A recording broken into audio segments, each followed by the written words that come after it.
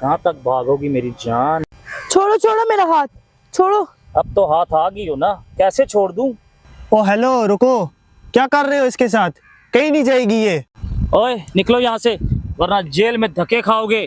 ओए, तुम मुझे जेल में डालोगे? वो भी किस जुर्म में?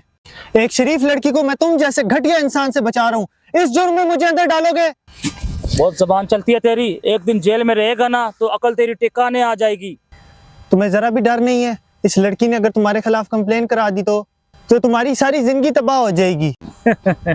ये जो सारा इलाका है ना, ये सारा इलाका मेरा है।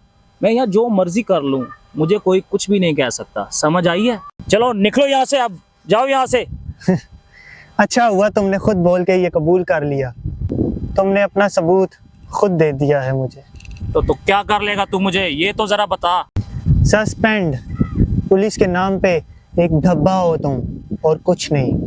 आखिर तुम हो कौन जो इतना उछल रहे हो? इस एरिए का नया SHO।